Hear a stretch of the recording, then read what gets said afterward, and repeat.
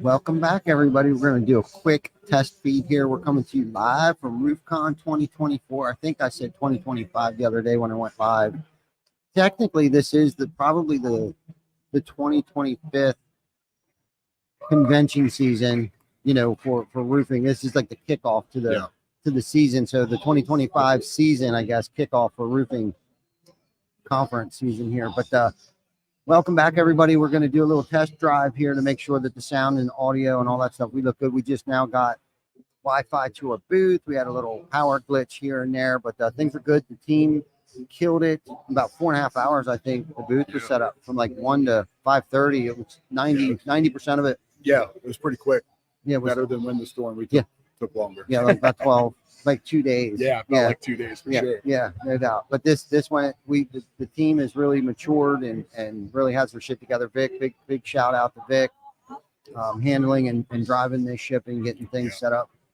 And the man, he's still working on some technical stuff back here. The lines aren't quite lining up back here, but that's why we wanted to get on here quick and make sure that everybody can hear us and that we sound good. But also, I didn't want to forget to mention that at 12 o'clock, we're still doing our 12 p.m. Eastern Standard Time behind the ToolBelt, our regularly scheduled Wednesday afternoon programming. Yeah, we'll have Eric O. who's coming over. He's going to be our first guest, I guess, technically. Well, you're technically our first guest. Yeah, this week. But Eric O. and Pete McKendrick with Roofer. Awesome. Yeah, that'll be a good one. Yeah, for sure. Yeah, I think so too. I think so too. So, Mike, I guess let's talk a little bit about what do you expect to get out of RoofCon this year? I've walked around already and looked at some of the breakouts that are happening. There's some good speakers with some good information, knowledge base for sales reps. I think there's some tricks of the trade. The industry's changed in the past 10 years since I've started in it with on the selling aspect of it. And some of these guys have got it dialed in, man. And they've done a really good job. I just walked over and listened to John Scenic for a minute, and that dude has just got a ton of information. Yeah. I have some of my reps over there listening. Yeah, man, just to get new intakes on how the industry's changing.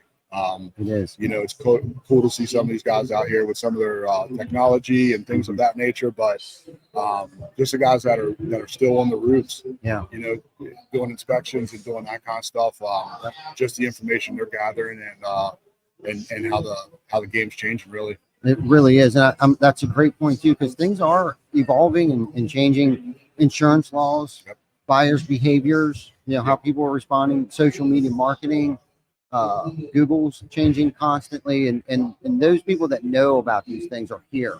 Yeah, that's what's so cool. The quality of people, the education that you're going to receive, especially in the breakouts here, being on the expo floor, I think is really cool. You don't have to leave the expo floor.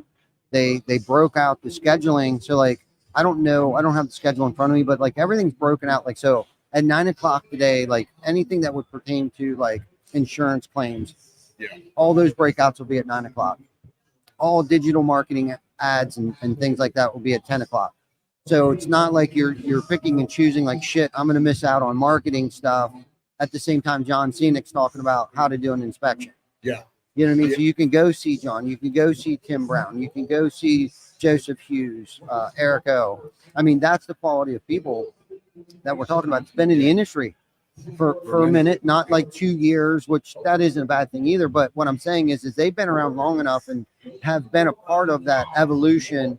They're changing with the times, they're keeping up with the codes, they're keeping up with, digital ads on where you should spend your dollars on ads and all that type of stuff. And I think that's what I really like about this, because we here doing what we do, we get to rub elbows with these guys on a daily, regularly basis, where a lot of people can't do that. And just because of the podcast, we gave them a platform too to come on here and share their experience, strength, and hope, not just at RoofCon. But I think I've become spoiled a little bit because of having access to these people. Where a lot of people don't have Tim Brown's cell phone number. Not that he wouldn't give it to anybody that came in here, but I've been friends with Tim for a while, and Vic and John are working with him on like a coaching aspect. He's mentoring them on aspects of website, Google SEO. He's working with Vic on content creation and things like that. So we have access to them. Well, coming to RoofCon now, everybody has access to Tim Brown, and Joseph Hughes and stuff. And I like how you mentioned too, like you intentionally told sales reps, "Hey, go see John. Go, you got to listen to John." I said the same thing about Deshaun Bryant. He's a keynote speaker at 2 p.m. today. Like that is definitely one you're not going to want to miss. If you're in door-to-door sales or canvassing or sales period, like you want to go see and listen to Deshaun Bryant. I mean, he's an OG. And he's been in the game a minute. Yes. Kind of like, like you said, if that guys that have only been in the industry for a year or even two, like there's nothing bad with those guys. But Deshaun's been here. He's seen the changes in the insurance industry.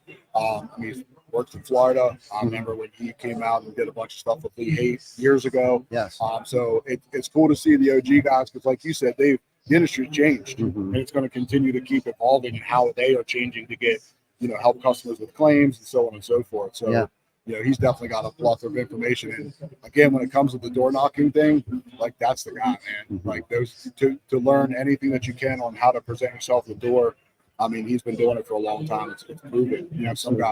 Some guys have that, some guys don't. But I mean, he's got a ton of information. Yeah, he's got the gift. He's got the gift, and he's such a great teacher too. He's going back a couple years. I believe he was one of the first guests on Behind the Tool Belt. Oh, really? Yeah, Deshaun Bryant going back probably 4.5, almost 5 years ago. Deshaun, and so was David Taggart, which ironically enough, both are door knocking OGs. Okay. In their own rights. David Taggart, his handle, I guess, is the Roof Poppy. I've heard the name around. I'm just not as familiar with him personally. Yeah, well, he doesn't have like a program or something like that. Like he's a roofing owner. Yeah. That is just on social media a lot and basically just spews every bit of information that he knows or has learned. Like he just has no problem getting out there and giving free content to people, and that's why I admire him so much. And he has no problem calling people out on their bullshit either. Yeah, you would really like him, actually. Perfect. Yeah, you would really like him. Yeah. I've seen him around. I just haven't. I don't know if I've ever met him at any of these, but like I said, I've definitely seen him in the industry. Yeah. So I don't know if he'll be here or not. I don't think he's a speaker, but he probably should be because he is a fountain of knowledge too, man. Like he's just another one of those OGs that has evolved with the times. And thank goodness for that. So we can follow those guys because they are the trailblazers. The John Cena's, the Joseph Hughes, the Tim Browns, Deshaun Bryant's. Like these guys are the trailblazers that are evolving with the industry. And that's the thing too. Like if you're not evolving and keeping up with what's happening today, we're going to be left behind. Like whether it's technology based things, marketing tactics, door knocking techniques, things like that, insurance policies, knowing the difference between ACV, RCVs, and not even just that, but like what qualifies for a claim, like just getting up on a roof and like, will this, become a claim? Yeah. And I mean, that's important. I mean, it's like, in the industry, there's so many companies out there that's running claims as whatever. They don't run adjuster meetings. They're like, hey, if it gets approved, call me type of deal.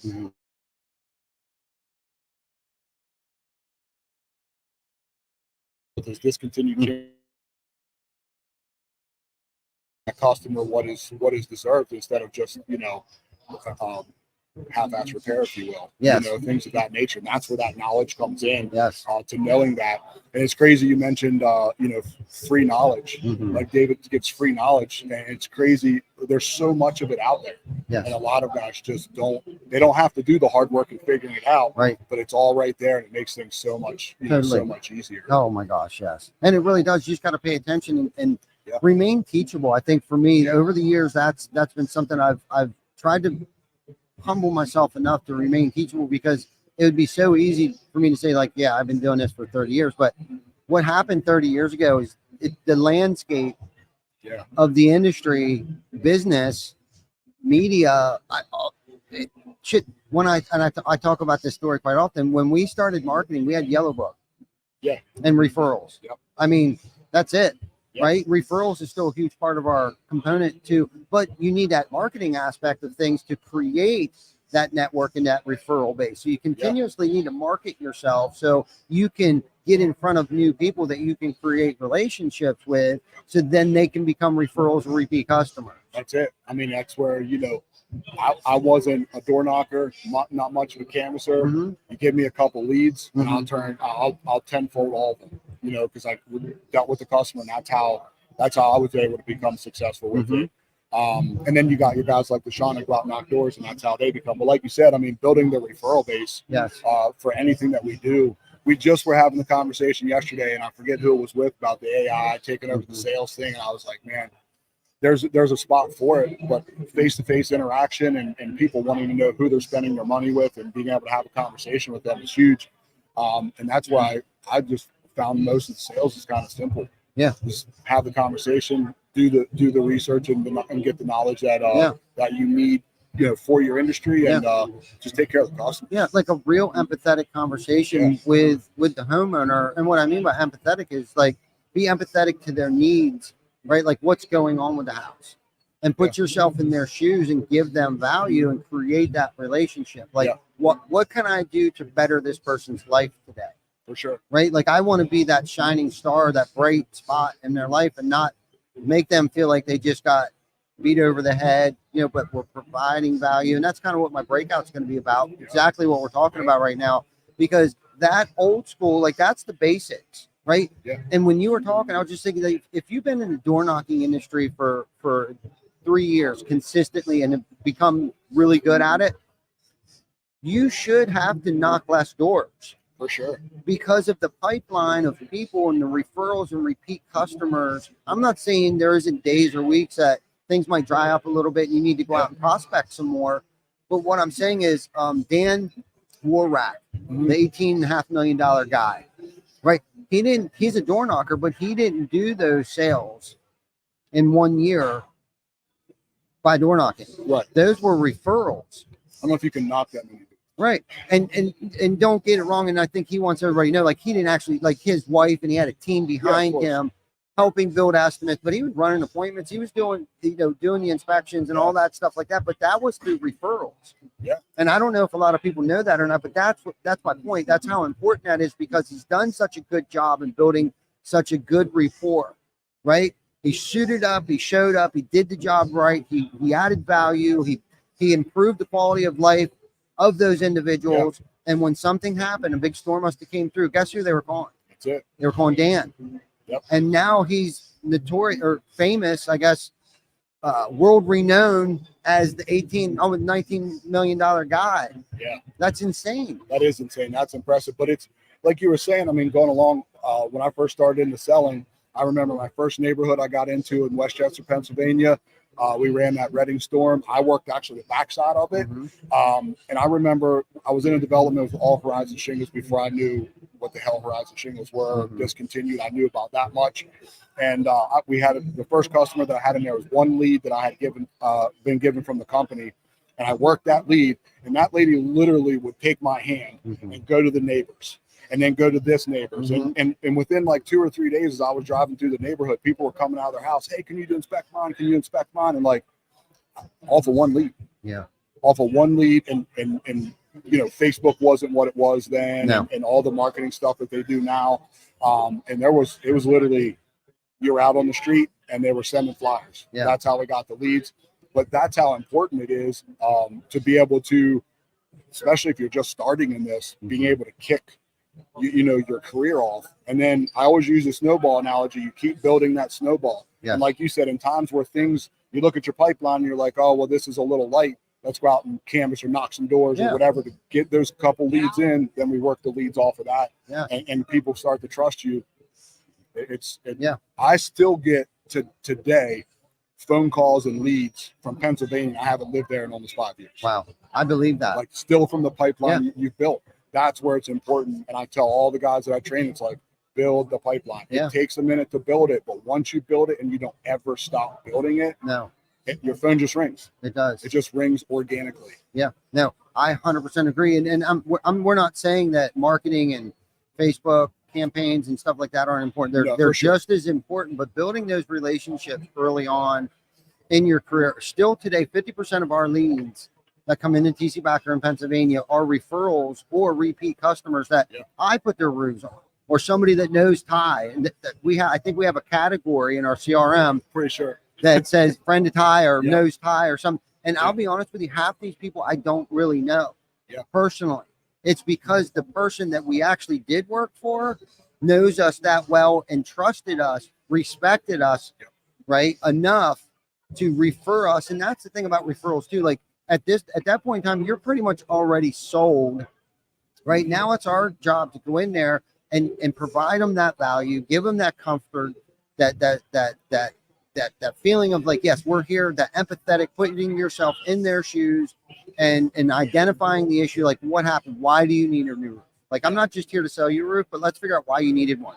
Was it storm damage? Was it due to poor ventilation? Is it due to poor insulation or installation? Yeah. Right? Like, was it Sure. just fucked up from the beginning? Like, like whatever the case is, but we're here to correct that first.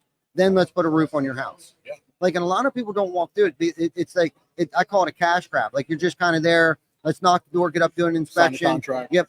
And out the door.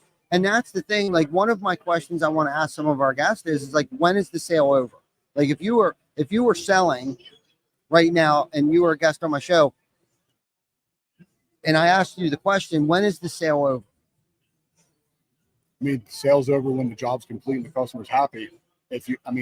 If that's part of the sales, I mean, you can say it like you said. A lot of front side sales guys, contract signed, they don't think another thing about it. The problem is we're leaving money on the table as an aspect of taking care of the customer to get those referrals. And as an owner, marketing dollars aren't cheap. Yeah.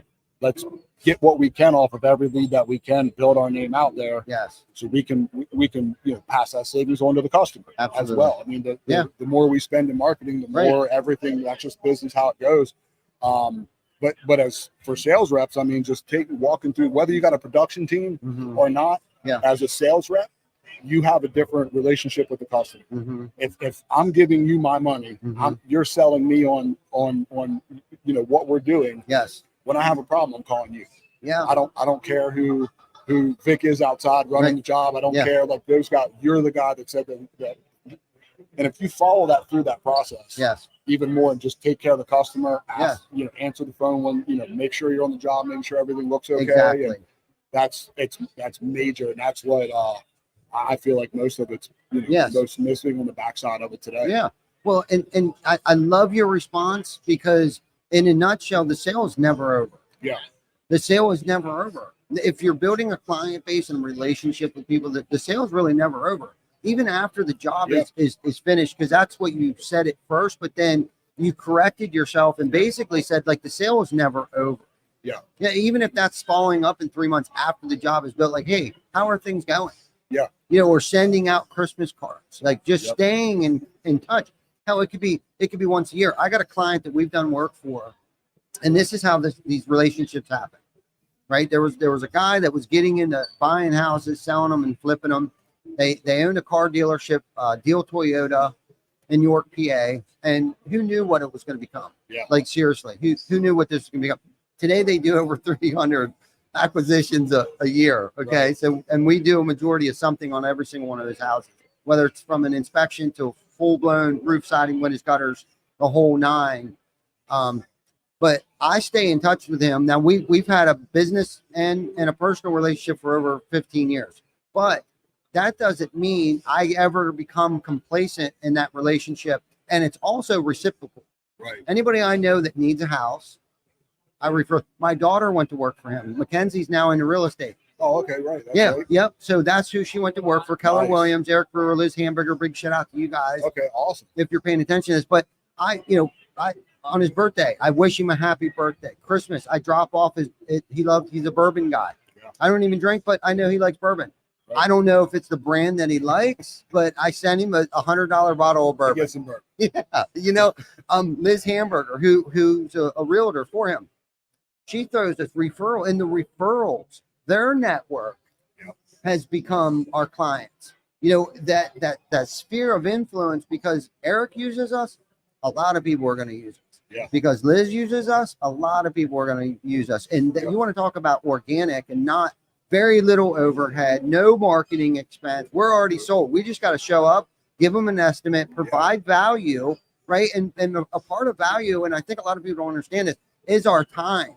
Yeah. Devoting time and holding their hand through the entire process. That's value. Yeah. That's a part of the value. 100%. You know, is giving our time, and that could be hours, could be days, could be accommodating their work schedule around their babysitter schedule, around the school. I mean, that's a Yeah. part of it. It's huge. I remember, I don't remember the news station. It was somewhere outside of York. I don't remember exactly where it was. There was a guy that worked for the news station. Storm rolled through. We were doing some stuff. We couldn't sign the contract till 10 o'clock at night because that's when he worked. I was like, I'll be there. Yeah. He's like, you can come to my house at 10 o'clock at night. I'm like, is that the only way you're going to sign the contract? I gotta Yeah. work around your time. Yep. It's so important, and people are so appreciative. I mean, people call in my neighborhood. We had a storm roll through, and people are like, I know you're busy. It's cool. When I schedule the appointment, I'm there for you. Mhm. I don't care what else is going on. Yeah. I'm taking care of what you got going on right now. Yes. And going to make sure that we're doing Be where your everything for feet you. are. That's it. Yes. And I said it's, that so many times. Vic, It's huge. how are we sounding? We're on a good roll here. Justin, my mic. Appreciate that. You're good. Thanks. Yeah, we're on a good roll here. It appears that things are good. I don't want to waste all our good nuggets because you might have to be my filler in I'm good. I'm here. piece in between the podcasts here. So let's not ruin all the good nuggets good. yet. I feel like I'm on a good roll. I needed this. This was the icebreaker. So thank you for Awesome. Anytime, man. Appreciate it. being the icebreaker here. And but let's get back on here and drop some golden nuggets today, tomorrow, and Friday. Yeah. For people, because really that's what this is about. This is us wanting to give free education, right? That's A platform where we got probably a combined 60 years of experience with just two of Yeah. us standing here right now. Mike, I know you're a fountain of knowledge, man, and I've learned things from you on a weekly basis, man. And I appreciate everything you do for us, for the communities, for your homeowners, our team. The team that Likewise. you're building down there is amazing. And I want to give you the what are they called? I want to give you public notoriety or public ignition, or what is it? Recognition. Recognition. Public Yeah. recognition right now. Some people like it, some people don't like it, but I'm going to throw you out there, and Vic too. He's bebopping back there, and I know I say something usually once every time we go live about him, but without him pulling all these wires or telling somebody where or how to pull the wires or whatever the hell shit that he's got to go through. He's only 39 years old, and he's kicking ass and taking names. So anyhow, that's it. Javi, we're going to sign off. Awesome. Thank you guys. We'll see you in a little bit.